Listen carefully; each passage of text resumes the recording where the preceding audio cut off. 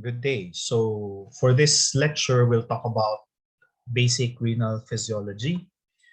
So other than structure and function, we'll also discuss the micturition reflex and different physiological processes that are important in maintaining the function of the kidneys.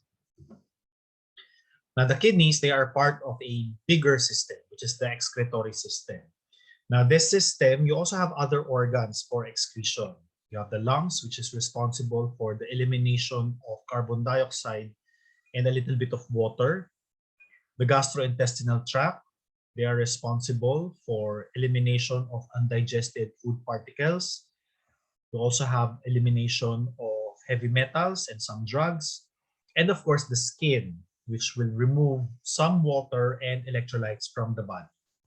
Now, among the four, the kidneys would serve as the most important organ for excretion. Now, generally speaking, the function of the excretory system is to remove what is unnecessary uh, for the body.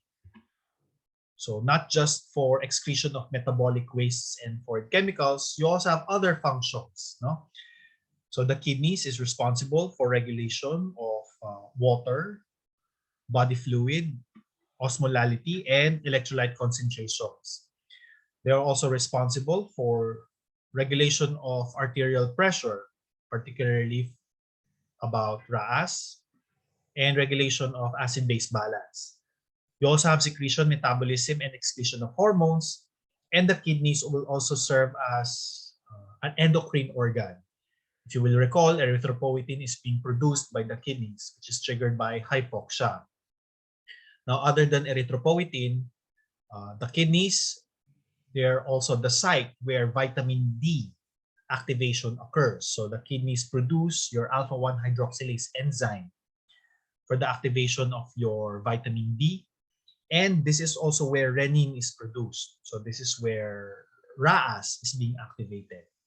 And also you have production of carbohydrates from non-carbohydrate sources. Okay, now let's look at the kidneys more closely. So this is a cross-section of the kidneys. Now, here you will note a few anatomic considerations. So this is the renal hilum. So in the renal hilum, you will note three important structures. This is where your blood vessels, your renal artery, and your renal vein will go. And you also have your ureter. Now, looking at the cross-section of the kidney, the outermost portion is the renal cortex, which is said to be isotonic.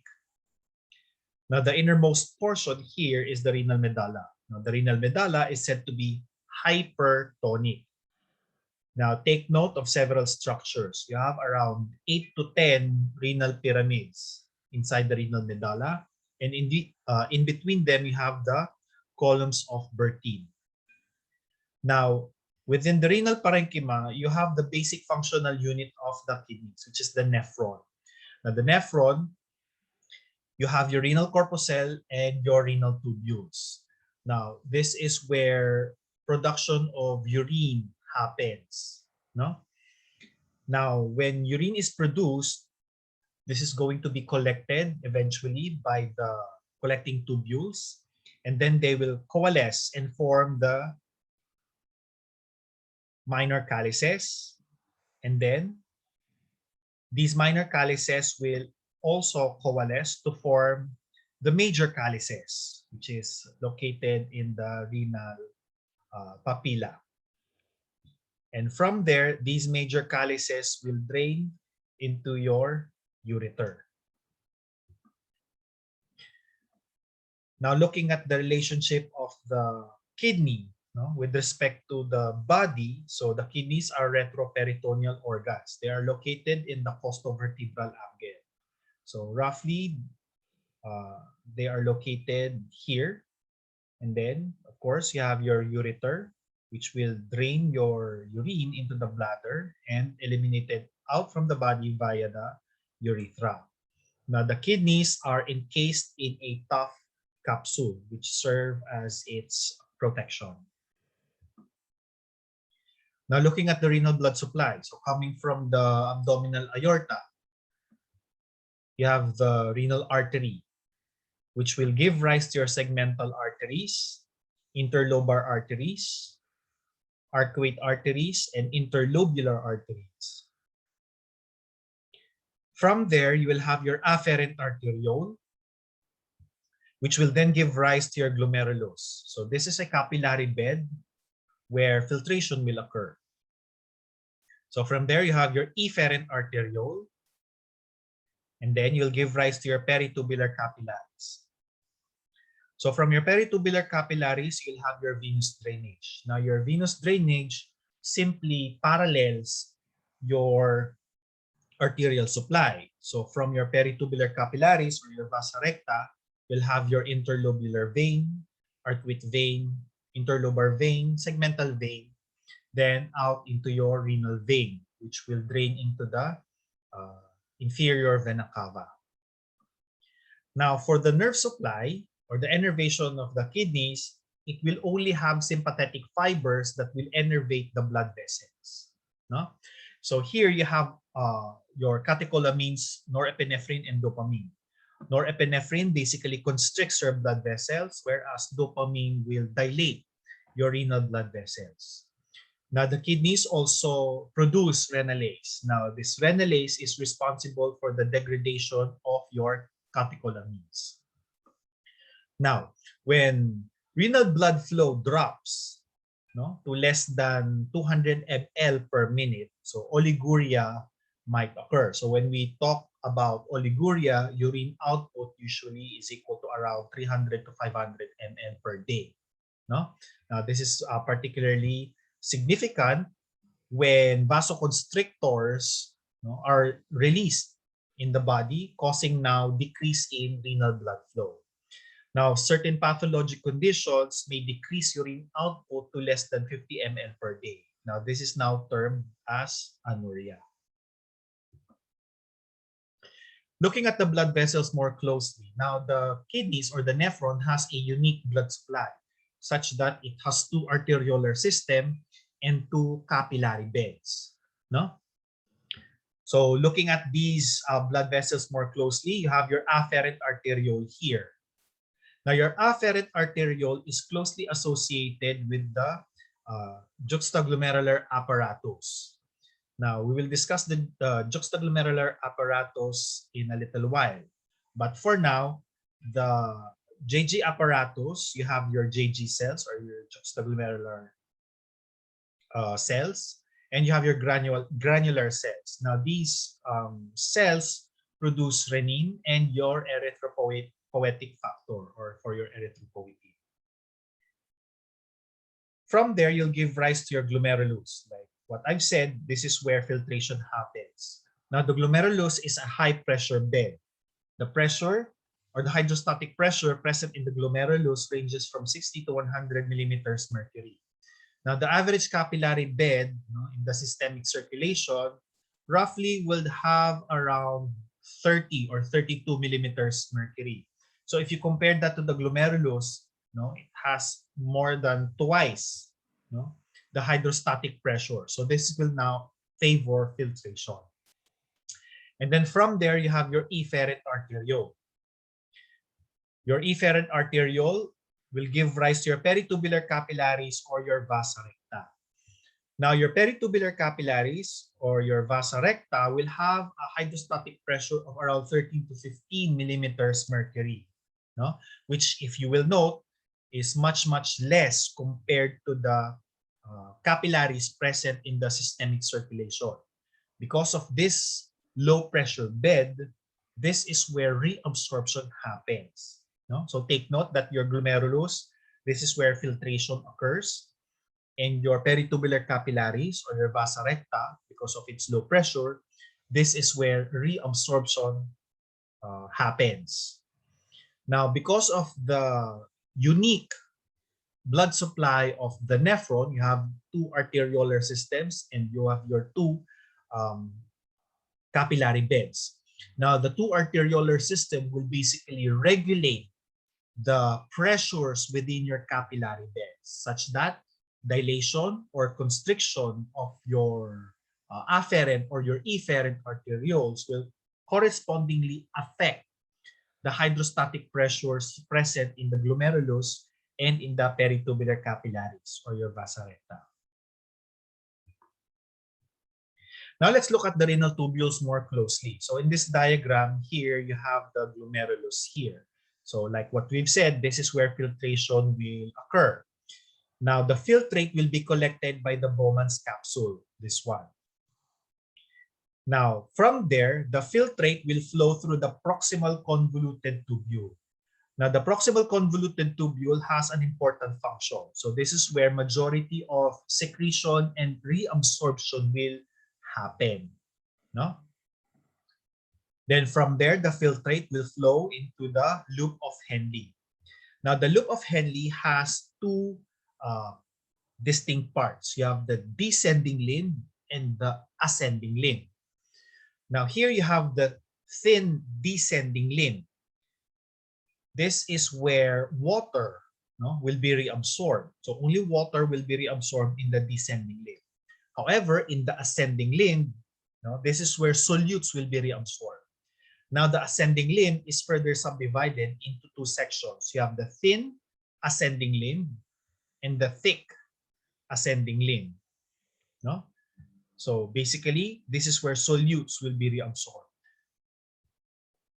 On the latter portion of the thick ascending limb, before we enter the distal convoluted tubule, this is where you will locate your macula densa. Now, the macula densa is part of your JG apparatus, which we will discuss later on. Sufficing to say, the macula densa serves as a sodium sensor. It detects the concentration of sodium present in the filtrate. Now from there, you'll give rise to your distal convoluted tubule. Now your distal convoluted tubule, together with your collecting ducts, your cortical and medullary collecting ducts, you have two types of cells present there. You have your principal cells and your intercalated cells. Now, your distal convoluted tubule and your collecting ducts, this is where final modification of urine happens. So depending on the needs of the body, this is where urine is modified before it is excreted. So certain substances may be further reabsorbed or substances may be further secreted depending on the needs of the body.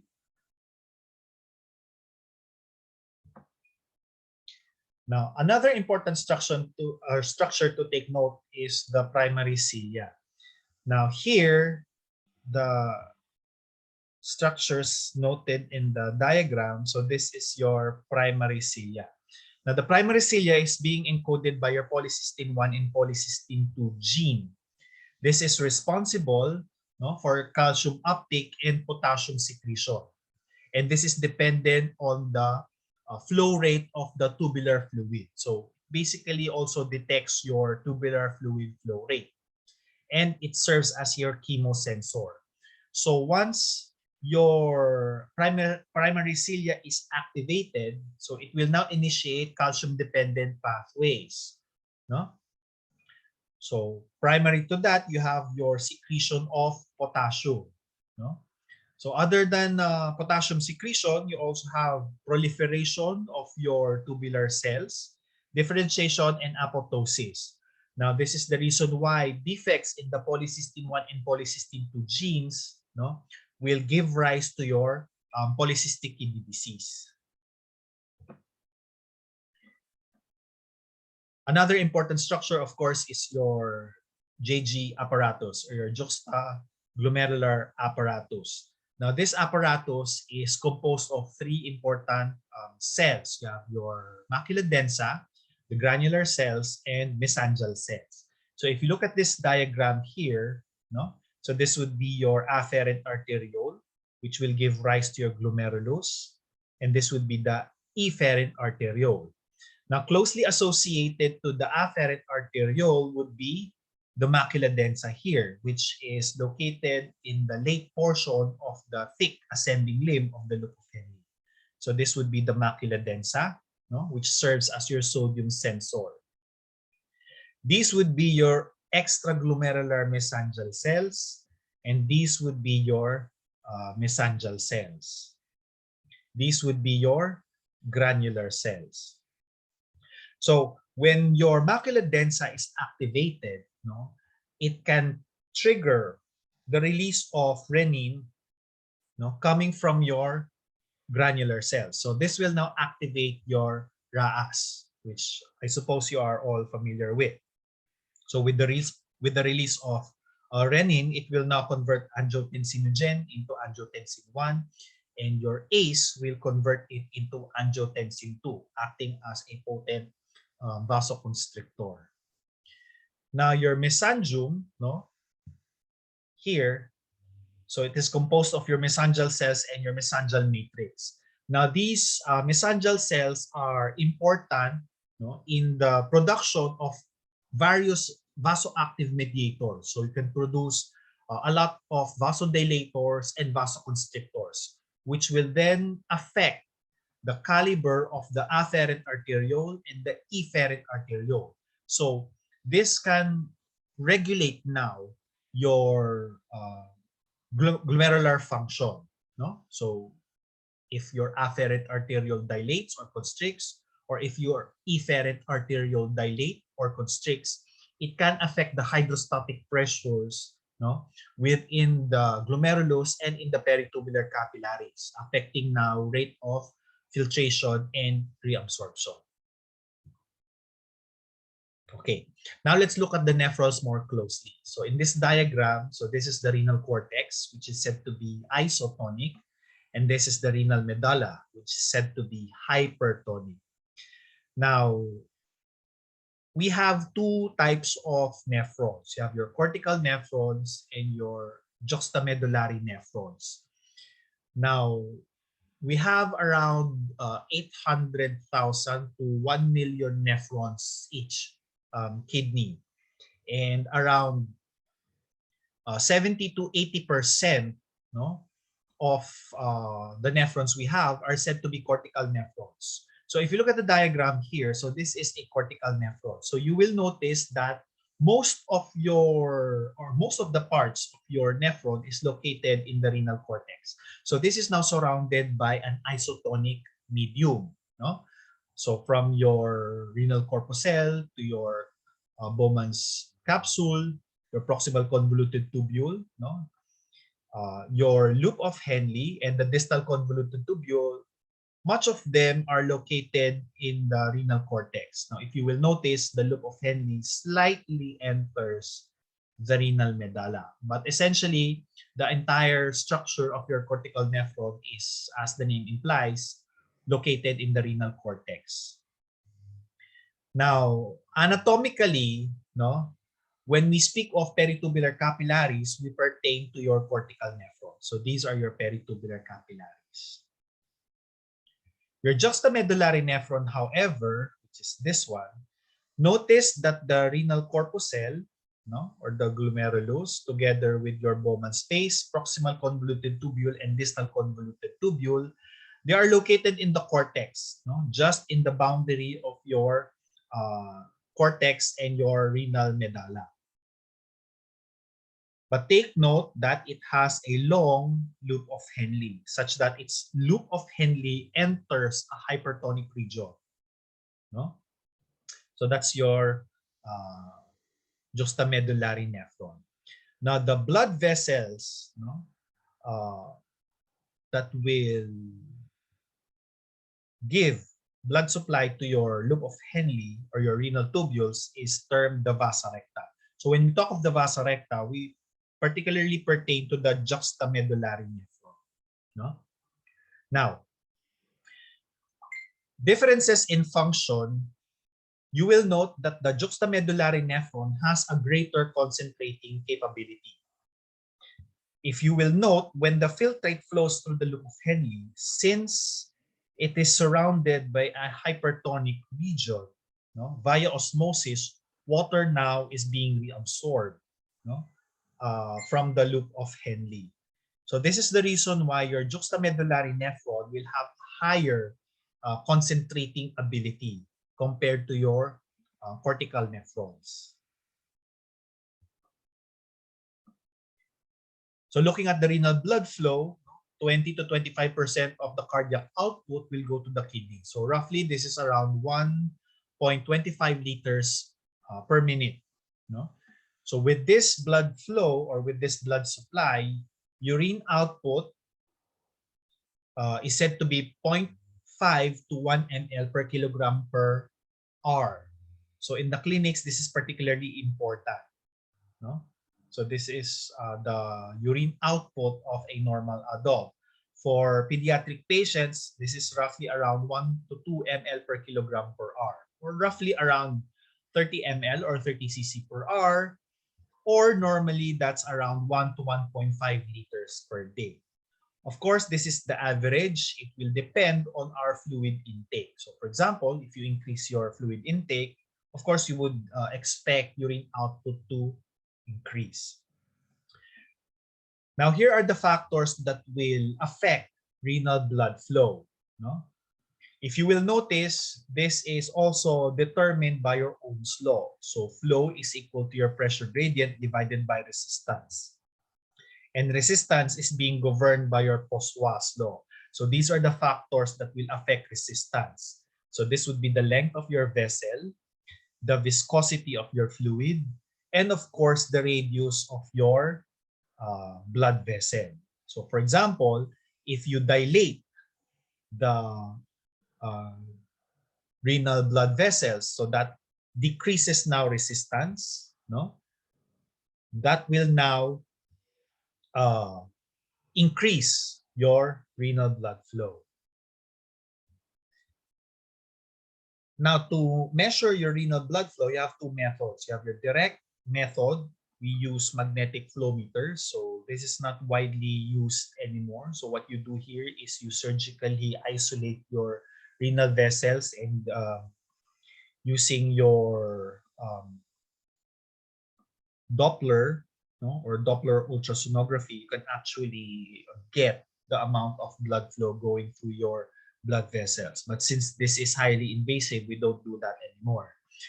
Another method is your indirect method. So here we use the clearance principle. Now, the clearance principle will simply show to us the volume of plasma cleared of a substance per unit time. No? So this is the formula for your clearance.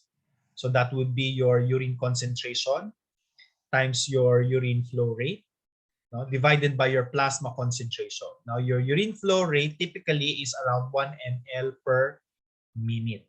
So for example, if you want to determine the clearance of sodium, no, what you simply do is you get a urine sample and determine its sodium concentration. You also get a blood sample and determine the concentration of sodium in plasma. So for example, if you get 700 milliequivalents of sodium in the urine and 140 milliequivalents of sodium in the plasma, so you're using your clearance equation, no? So you just simply plug in the values. So you'll get a clearance of 5 ml per minute. So this means that for every minute, 5 ml of plasma is cleared of sodium. No? Now, in determining your glomerular filtration rate, no, we use the clearance for creatinine. So similarly, you simply get the urine concentration of creatinine and the plasma concentration of creatinine, and using your clearance equation, you can actually compute, no, for your glomerular filtration rate. So this is equal to your clearance or creatinine clearance. Now, in getting your renal plasma flow, so if you want to determine, no, the amount of plasma going through the kidneys, we use the clearance of para-aminohippuric acid. So we administer PAH into the subject or into the patient. Now, para-aminohippuric acid is said to be filtered and secreted. And if you get the clearance of PAH, this will equal to your renal plasma flow. No? So again, the equation would be similar. Now, to get the renal blood flow, you can actually calculate it. No? So that would be your renal plasma flow, or your clearance of para-aminohippuric acid divided by 1 minus hematocrit. So that's one way of also getting your renal blood flow.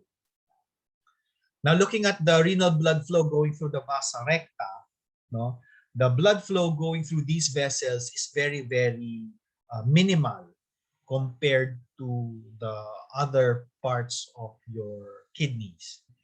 So it receives around less than 2% of your renal blood flow. Some books will say 0.7% of your renal blood flow.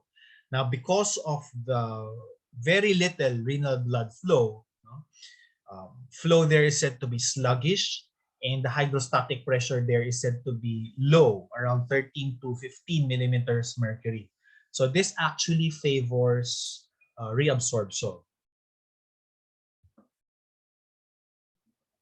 Expanding now your Ohm's equation.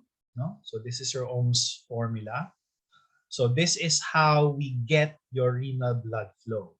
So flow is equal to your pressure gradient. So that would be your arterial pressure minus your venous pressure divided by your renal vascular resistance. So if you will notice, the equation for your renal blood flow is similar to your Ohm's law. No? You just expand the formula.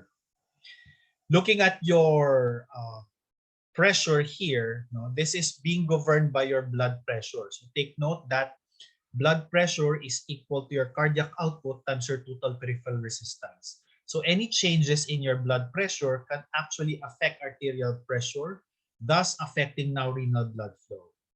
Now the same is true for your resistance, which is governed by your Poiseuille's law. No? So of course, the main determinant here would be the radius. So if your blood vessels dilate or constrict, that can affect your resistance, thus affecting now your renal blood flow. Now talking about your resistance, so these are your more important determinants for your renal vascular resistance. So you have your interlobular arteries, afferent, and your efferent arterioles. Now, of course, these blood vessels can dilate or constrict depending on the vasoactive substances that are present. Of course, you have your sympathetic activity. So you have your catecholamines. Hormones can also affect your resistance. So you have your dilators, constrictors, no, like your angiotensin 2 and your ADH. So these can act as your constrictors. Renal autoregulation. We will talk about this in a while. And of course, blood viscosity. Although in the human body, blood viscosity does not change so much, no, that it drastically affects your resistance, no, which will, of course, in turn drastically affect your renal blood flow. So blood viscosity given a particular individual is more or less constant. Now, this is being determined, of course, by hematocrit. Okay, now let's talk about renal autoregulation. So the kidneys itself has the ability to regulate renal blood flow and glomerular filtration rate, such that given a particular range in your mean arterial pressure, renal blood flow and glomerular filtration rate should be kept constant. If you read your books, mean arterial pressure, no, ranging from 90 to 180 millimeters mercury, renal blood flow and filtration rate should be kept constant. So if you look at the formula for your flow, so that would be your change in pressure or delta pressure divided by your resistance. If your pressure fluctuates, no, if your pressure fluctuates here, in order to maintain your flow, resistance must adjust accordingly. No? So if your pressure changes from, let's say, 90 to 180 within this range, resistance will adjust accordingly in order to keep a constant renal blood flow. Now, In order to do this, you have two important mechanisms. You have your tuberoglomerular feedback and the myogenic mechanism. But before we go into that, let's look at the importance of your autoregulatory mechanism. So for example, if your mean arterial pressure is 100 millimeters mercury, you'll have a glomerular filtration rate of 180 liters per day, with a reabsorption rate of 178.5 liters per day. Urine output would be more or less normal, 1.5 liters. But if you have a slight increase in blood pressure, let's say from 100, you increase your mean arterial pressure to 125 millimeters mercury, without the autoregulatory mechanism of the kidneys, filtration rate will drastically increase to 225 liters per day. But since reabsorption will not change, since the number of nephrons are finite, reabsorption rate is only 178.5 liters, you'll get a urine output of 46.5 liters per day, which is physiologically impossible. So this underlines the importance of your autoregulatory mechanism. So we should maintain a constant renal blood flow and filtration rate. So to do that, you have two important mechanisms. You have your myogenic mechanism and your tuberoglomerular feedback.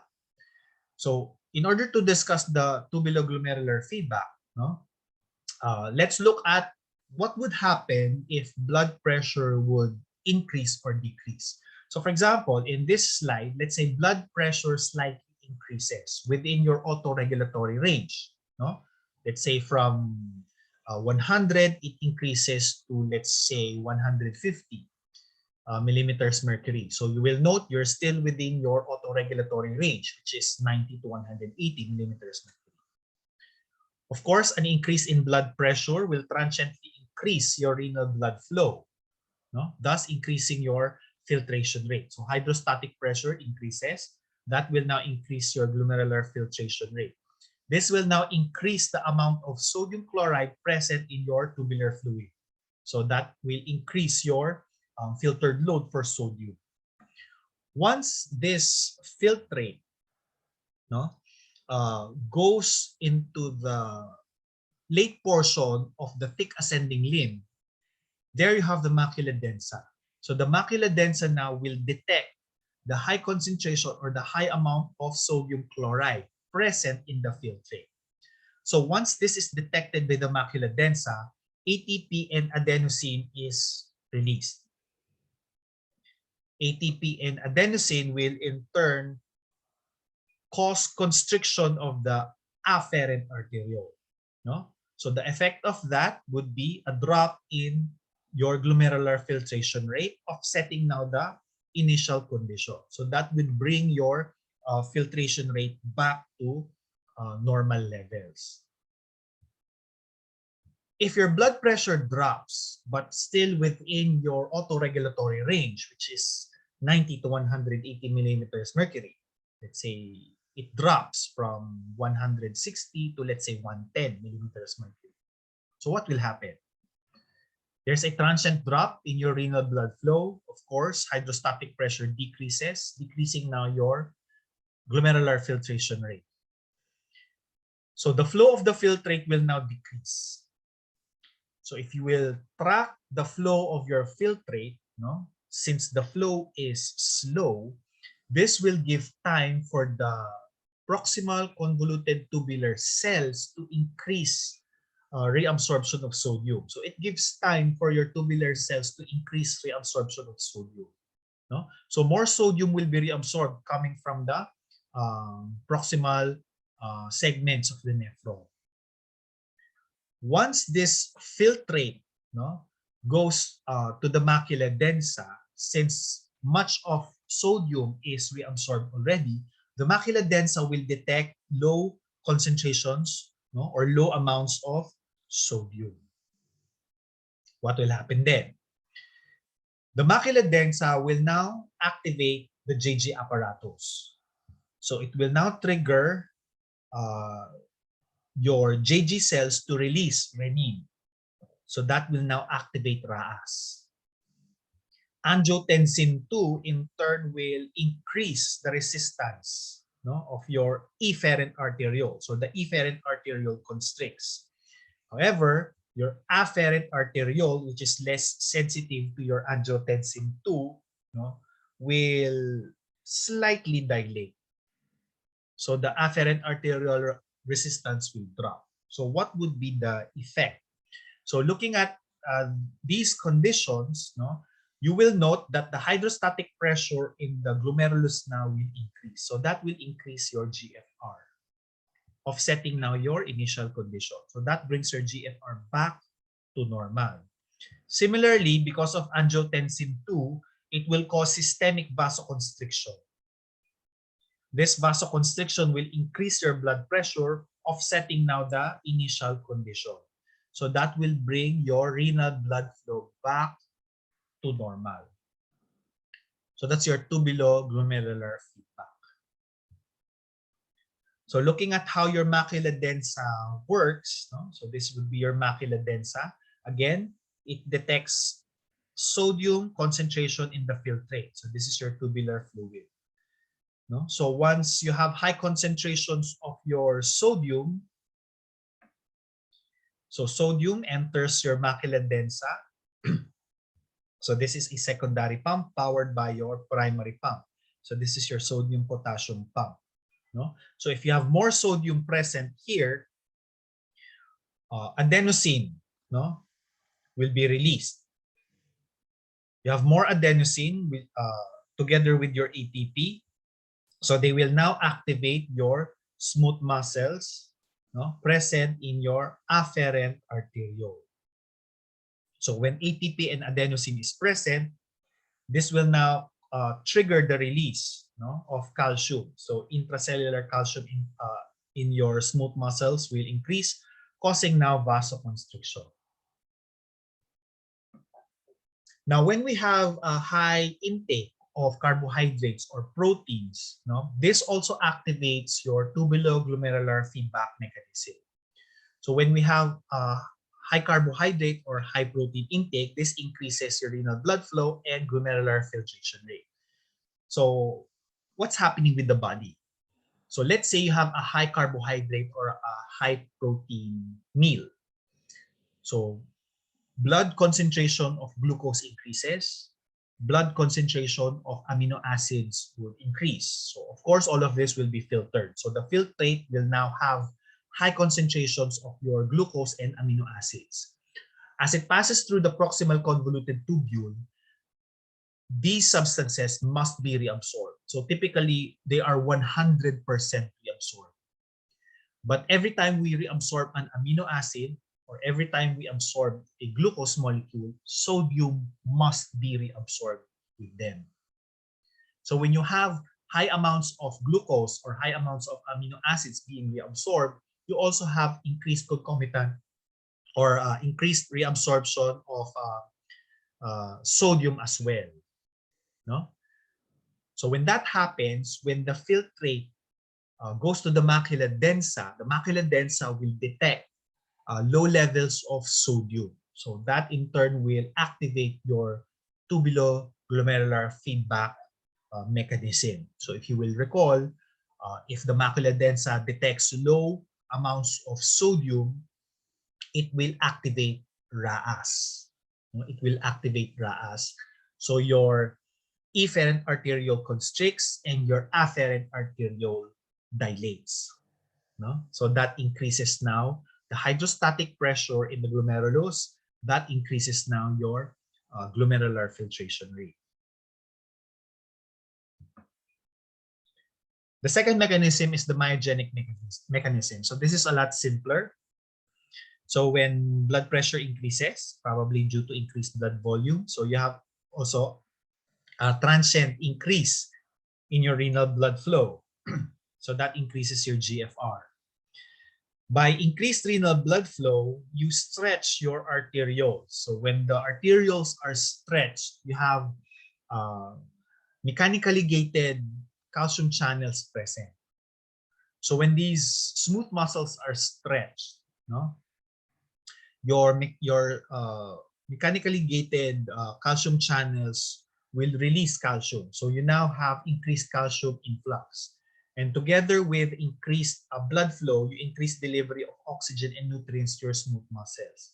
So this in turn will cause a reflex vasoconstriction of the afferent arteriole.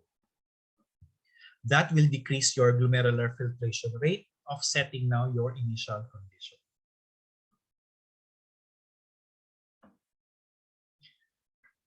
Now, here are a list of your vasoactive mediators. So these are your vasoconstrictors. No? Special mention, you have your natriuretic peptides. Your natriuretic peptides are, or they act as vasoconstrictors in the efferent arteriole. However, they act as vasodilators for your afferent arteriole. No?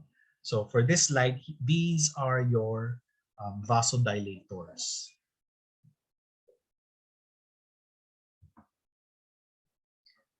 So looking at how your vasoactive mediators affect, no, the caliber of your blood vessels. So this is your endothelial cell. No? This is your mesangial cell or your smooth muscle cell. So they are capable of contracting or relaxing. So here you have the different substances acting as your dilators. No? Basically, they will increase production of your nitric oxide. So your nitric oxide will now promote vasodilation. You also have your prostaglandins, no? Which can also act as your vasodilators. On the other end, here you have your angiotensin 2 and your endothelin as examples for your vasoconstrictors. Now, of course, in the clinical setting, no, you'll take note of your prostaglandins. So since they act as vasodilators for your renal blood vessels, no, taking too much NSAIDs, no, like your mefenamic acid or your ibuprofen. So too much of these NSAIDs, your non-steroidal anti-inflammatory drugs, will decrease production of your prostaglandins. And decreasing your prostaglandins, no, will tip the scale to your vasoconstriction. So this will now reduce renal blood flow. So if you have too much intake of your painkillers, no, this can lead to renal injury, no, due to decreased renal blood flow. Okay, now let's talk about micturition. Now, when we speak of micturition, it has two aspects of it, the voluntary side and the involuntary side. When we talk of the micturition reflex, this is regulated by the autonomic nervous system. So this is involuntary. No? Okay. So, of course, since it is a reflex, we need to discuss the 5 components of your reflex arc. No? So you have your sensor, your afferent neuron, the center, the efferent neuron, and the effector. No? So what happens is when urine or when fluid fills the bladder, no, it stretches now the urinary bladder. So this will now activate the stretch receptors present in the wall of the bladder. So action potentials are sent via the pelvic nerve. So this would be your afferent arm, sending signals to your center. That's your sacral segments 2 to 3. Now from there, this is a spinal reflex. No, your excitatory signals will also be carried by your pelvic nerve. So this would also be your efferent arm or your efferent neuron, which will innervate your detrusor muscle. So here, the detrusor muscle is stimulated. So what happens is the detrusor muscle contracts. At the same time, the internal urethral sphincter will be inhibited. So you have relaxation of the internal urethral sphincter, allowing now for voiding to occur. So that's the micturition reflex. Now, This reflex is regulated by centers, no? Also located in the brain, particularly in the pons, which is the Barrington nucleus, and the frontal lobe of the um, renal cortex. Oh, sorry, your frontal lobe, no, or your cerebral cortex. Now, your Barrington nucleus and your frontal lobe, no, or your cerebral cortex, generally they regulate the micturition reflex. So they can either facilitate or inhibit the micturition reflex depending on the needs of the individual. So for example, if voiding is not convenient, no, then it would inhibit your micturition reflex, no, the Barrington center and your frontal lobe. However, if uh, micturition is convenient, then it would facilitate your reflex. So you now void. No? Okay. So this is another diagram of your micturition reflex. No? So here, you will note as the bladder fills, no, you will be sending signals to your spinal cord, S2 to 3. But of course, signals are also sent to the higher center. So here in the pons, you have your Barrington center. No? Now, if voiding is not convenient, so for example, if you're listening to a lecture, no, and voiding is not convenient, then the Barrington center together with your motor cortex, no, in the frontal lobe will send inhibitory signals down, no, producing now relaxation of your urinary bladder. So the reflex arc will not proceed. However, if voiding is convenient, then it will send, or your higher centers, no, will send signals that will facilitate your micturition reflex. So again, you will note here you have excitatory signals carried by the pelvic nerve, and it will cause contraction of your detrusor muscle and inhibition of your internal urethral sphincter. No? And of course, your motor cortex will also send signals to the external urethral sphincter to relax. So you now void. So that's your reflex arc. No? Now, should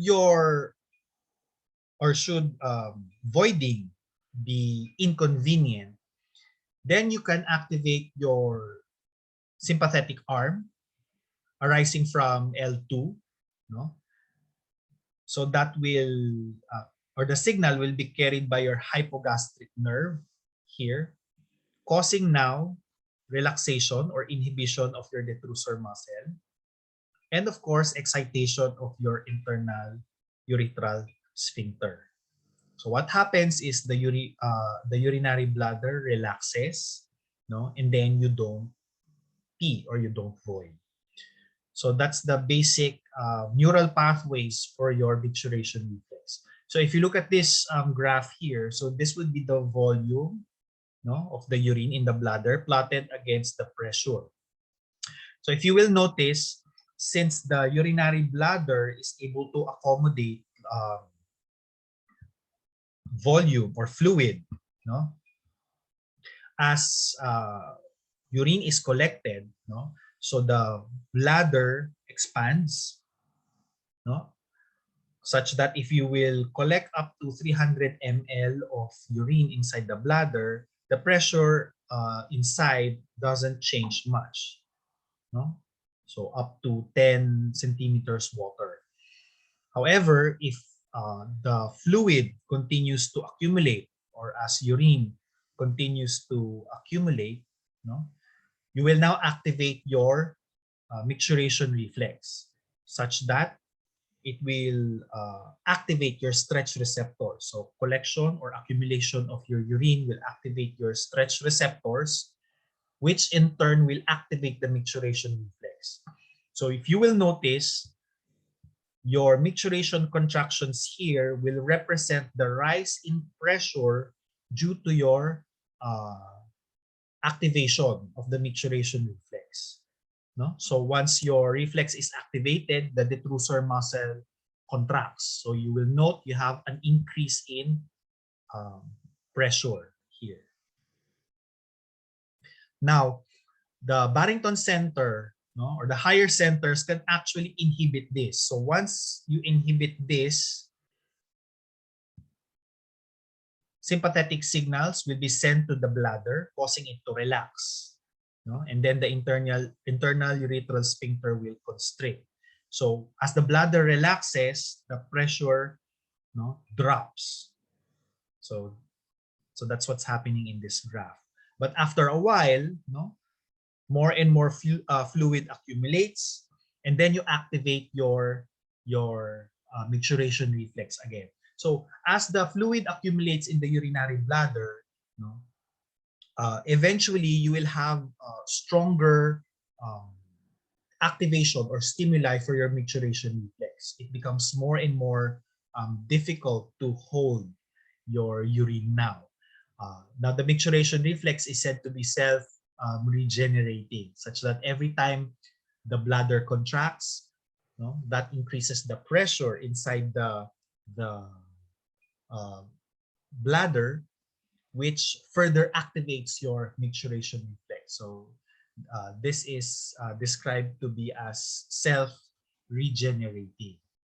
Of course, there will come a point wherein if the pressure is so high, no, the stimuli for your micturition reflex is so great, no, even the conscious control of your external urethral sphincter would not be able to hold the urine. So then you void. No? So that's the micturition reflex. Now, certain clinical conditions can actually affect the reflex. So any disruption in the reflex arc, no? For example, destruction of your pelvic nerves, no? So that will destroy, or that will impair your micturition reflex. So what happens is that the center, no, S2 and S3, will not be able to detect the amount of fluid being collected in the urinary bladder. So with that, they will not be able to cause relaxation of your urethral sphincters. So the bladder fills and fills and fills, and eventually overflow incontinence happens. So there is continuous trickling of urine, no, when that happens. So this is overflow incontinence. Now, another clinical scenario is when you have transection of the spinal cord above the sacral segments. So when that happens, notice that your reflex arc is still intact. Your reflex arc is still intact. So initially, spinal shock is observed, but eventually, the activity of your reflex arc will go back to normal. So when that happens, there will now be periodic filling and voiding of the urinary bladder since the reflex arc is still intact. The only thing is there will no longer be control, no, or conscious control coming from the higher centers, the cerebral cortex and the Barrington nuclei. So with that, the patient with the transected spinal cord, no, will periodically fill the urinary bladder and would void. So this is due to the activation of your micturition reflex.